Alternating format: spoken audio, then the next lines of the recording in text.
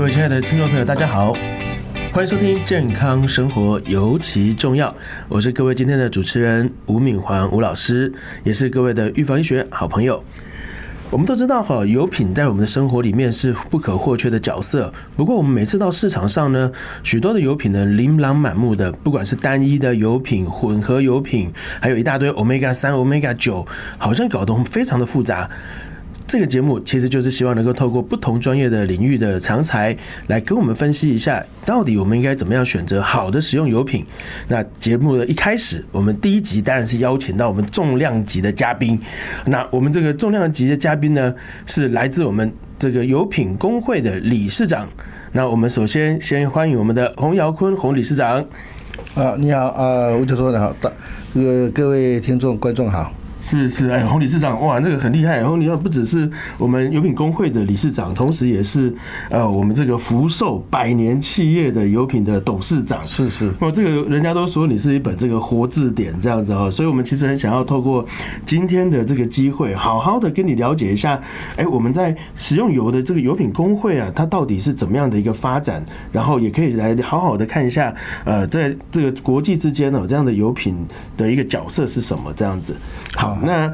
首先呢，我们大概也是先请教，就是理事长，我们在油品的工会的部分呢，在不同的阶段，它的一个演变的历史啦，跟我们在台湾的定位是什么？我想我们这个工会是在民国41年4月就已经成立了一个工会哈。那当时我想也是就是我们的在地的做油的同业还有一些华侨回国的同业，然后一些有时候大陆回来的同业，他们在政府的号召之下就成立这个工会。那当然成立工会的目的最主要是能够供应我们国内的一些这个油品的需求。是，所以就分了好几个阶段。所以之后又因为我们有美元，那也是要去就是如何协调各个厂去帮这些美元的黄豆就是这是黄豆来帮加工做成这个油给人食用。那豆粉那就说那时候豆饼了那时候就是然后如何让这个给动物食用然后或是给做肥料。那之后呢又有一个共同采购联合采购，就是跟美国采购。那美国也是一样，要组一个团去美国去跟他们做一些联系啦采购的一些事情。那之后呢又开放自由进口之后呢，我们这工会也是一样，能够这个联合各个厂这个油厂他自己要卖多少，然后去协调组成几个小组几个组的去进口，那这也是一个工会的一个功能。那后来我们这个像国内的一些油品的一些安全方面，我们也有需要查厂。那另外一个就是我们对这个国内的这个跟美国的一些所谓经贸外交啦。我们都每2年都会跟随着这个外交部到美国去国会啦，去跟他们做一些交流啦，那让美国知道说我们台湾是非常loyalty 的非常忠实的一个美国的黄豆的使用增加美国跟我们台湾的一些民间的交流这样。我这样听起来，其实工会的角色比我们想象的还要更重要因为它其实不只是说像董事长刚刚就有讲到说，从最早这里是41年就开始了，对，所以整个工会的历史到现在已经71年、72年了，这样子，哇，这个已经是一个阿公级的这个工会但是它这个工会有这样的工会，其实反而对我们的国际地位很重要，而且在不同阶段都有它的一个历史性的意义那所以我想说，今天趁这个机会呢，是不是董事长我们跟大家稍微介绍一下，像我们的第一个阶段你刚刚说到这个美军。这个美元的时期这个到底是怎么样去进行的？这样子我想那时候美元，因为我想这个一开始民国40几年的时候，我们台湾的物质其实不够的我们那除了台湾自己生产的这个花生之外，其他的都不够这个食用嘛。那我们那时候美国它可能就是在这方面的黄豆供应我们，让我们去帮他加工以后，就是让他送黄豆，你总是要加工才能够使用然后变成食用油或者那些豆腐。那所以那时候那个阶段也是这个工会就去协调然后我们进口，那进口以后就是使用嘛所以这是一个阶段，那个时候这样来的。所以其实我们一直以为说，台湾有是什么大豆油，其实它真正一开始就是因为从美军这个美元的时期，对，它开始让我们去做进口，然后有了进口之后呢，它就可以开始让我们的许多油品有一些发挥。那这个也是很重要的一个开始哈。那在那个时候，我们的技术啦，跟后续从美元这个大豆之后呢，它其实有没有一些技术上面的提升？当然，我想我们台湾的自由的历史里面有它所谓的生产方式不一样嘛，以前就压榨嘛。那压榨因为它本身这个黄豆里面有些这个它的含油量18%至20%左右，不是很高。是，所以压榨之后你还要做溶剂提油，但初期做压榨以后呢，那一些这个油我们是人食用之外，我们那些豆饼那就是直接给这个动物使用，不是植物使用嘛哈。那但是这样是蛮浪费的，是它产值还有9%、8%、9%，可能一半的油才出来，其他都是变成这个饲料。因为有个工会嘛，大家都会互相会去交流嘛，说我现在卖什么机器，那我这个机器以后变成这个柴油提油率很高，或是说我的产值很高，然后我的经济这个系统怎么样，会交流。所以台湾一直也在升嘛，所以我们这几十年来其实台湾的这个生产技术其实是算世界上是也算不算也算领先啦，也算是同步啦就是我们的这个技术甚至是有一定水准对。我们刚刚听起来其实工会在整个油品的这个控管上面是扮演非常重要的角色。对，因为从美元的这个黄豆开始，就要去分别去分布说，到底哪一些的公司去协助榨油。这个大概也是台湾最早的这个 BOT 由政府分派，然后公司去榨油，再缴回给政府，然后来稳定整个油价。这个真的是功不可没这样子哈。对，是那所以它在技术上面也是有很大的一个提升啦。对，那我们通常它在第二个阶段呢，我们的食用油技术一旦提升之后啊，它到后期呢，它是如何来决定说我在产量要怎么去做配置的一个部分，也是由我们工会这边来主导嘛，或者说它是市场价格来决定？应该是由市场来决定了，但是基本上我们工会因为大家有一个说同业嘛会互相协调。是，那台湾植物油工会的这个会员就当然都有一定所谓的社会责任的，一定的一个所谓的对这个市场一个供应量的一个调整啊。所以像台湾也不能够没有油。油太多我们也不行，所以我们就会做这方面的调整。因为我们每次进口的油那个船一艘船都要装54000多吨这么多，所以那很大。那一个油厂呢，基本上没办法马上就是跟它消化掉，所以都要几个球厂一起共同来买一条船这样。所以这些都透过这个工会的会员，那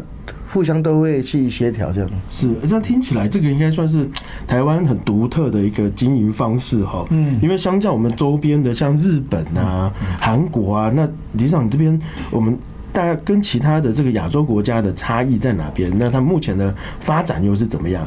主要台湾它是一个岛国了那我们东西都不够，都在进口嘛。是，所以我们都会去衡量我们的同仁，我们的这个台湾的一些就是在大宗采购都会去看多久这个价格怎么样。那为了供应国内的需求，我们也会去大家协调一下不要太多嘛，太多也没有用其实这个功能就是在稳定台湾的这个油的供应量这样，还有这个所谓的豆粕是植物性的这个蛋白质来源，给我们的这个畜牧界养猪养鸡的使用。哇，听起来真的非常环保。一方面，我们的黄豆又可以来做油，对不对？然后二方面，我们又可以把这些残渣拿去这个饲养这些动物其实这个真的是很棒我们刚刚其实在一开始就有聊到说，其实甚至我们现在台湾的国产油，它已经不只是供应我们台湾自己本土的一个需求，甚至我们还有外销，有很多的进口可以到输出到其他的国家去那理事长要不要跟大家来介绍一下这部分？这个最主要就是说我们刚刚提到过台湾的是这个本身的产量都不够嘛，都没有都要进口嘛。那进口有时候太多的话，你就会影响这个价格会波动；太少你就会价格暴涨。所以我们都会做适当的调整，就是我们太多的话，我们出口一些出去，那太少我们还是要进口一些回来，所以这些都是来调整整个台湾的需求，所以这些其实都是透过这个工会大家的会员有时候在这协商能够或者这个资讯大家能够知道，他就去做这些事情。是，所以其实是在对于稳定物价是一个非常重要的一个组织这样。是，那当然最主要也是我们会透过这个来让这个消费者让这个政府都知道说我们的功能在哪边呢？是，而且其实这个李长刚刚客气了啦，因为一般我们在要出口，它其实要经过重重的把关这样子。那其实这工会呢，其实在刚刚您有说到食品安全上面，其实也扮了一个非常重要的角色所以像在食安呢，其实大家现在在选择油品的时候，他都会去思考说，那这个油品到底安不安全？那李长，我们能不能来教一下我们的消费者说我们到底要怎么在市面上去选择一个好的油品，以及工会在这里面呢，他怎么去协助我们的一般消费者能够有达到这样的安全的使用这样。其实我将在10几年前不是有一些食安事件嘛那之后呢，我们就政府也跟我们这个研究一起发展出生产履历了是，那生产履历都知道说我们到底进口多少的原料，那做多少生产多少的油出来，那能够让消费者可以使用。那另外一点台湾只有炼制同业工会，所以就是炼制嘛，只要在有经过我们台湾的这个机器的这个炼制设备的这个油，我们都认为说是我们可以保证的，可以很好油所以说我们现在是希望说我们国内生产大家能够要去了解这样。所以其实刚刚理事长给我们一个很棒的定义，也就是说呢，他今天不管他的这个食用油的来源原物料的来源是来自哪里，那台湾其实油品工会在做最重要的一件事情，就是他在精炼上面来帮我们全台湾的把关，对消费者把关。他在所有的炼制过程呢，他必须要符合非常严格的规范跟标准，对不对？然后最安全的油才能够到市面上，然后打上Made in Taiwan， 这样让我们的消费者有一个安全的使用的空间跟环境，这样。那这个其实是都可以外销的，没错。我们的这个油品在外销方面也是有一定的一个层级跟一定的一个影响力，这样。是。那像我们之前我们加入 WTO 之后呢，对于我们的这个油品会有一些影响吗？或者说我们的工会上面会去怎么去做一个平衡？这个油品就到进入 WTO 之后呢，我们会比较影响，就是一些不是我们生产的油品也会进来。比如说，他哪个国家他生产，他没有经过我们的这个卫福部的一个检验，他就申请都可以进来，变成而且他的这个税金也降到5%了。是。那我们跟我们国内其实都一样的这个所谓的税负，所以我们台湾就是自己第一个养成自己。庄敬自强，就是我们降低成本，然后努力的去经营。所以，我们其实台湾进入 WTO 之后呢，我们基本上也没有什么很大的这个影响那当然影响就是国外进口的油品，我们不晓得好不好，那它也是一样。经过5%，它就可以进来了。这是有对台湾的一些民众有一些影响他的购买的一个判断的这样的。是，或者说它比较贵一点怎么样的？我当然我就是每个人的这个做生意方法我觉得这个是工会最厉害的地方。就算你看到 even 在这种世界贸易上面有这么多这种不对等的竞争，其实我们台湾油品工会还是努力的稳定在一个非常合理的价格，然后让消费者又可以又合理的安心的去使用到这些食用油的产品。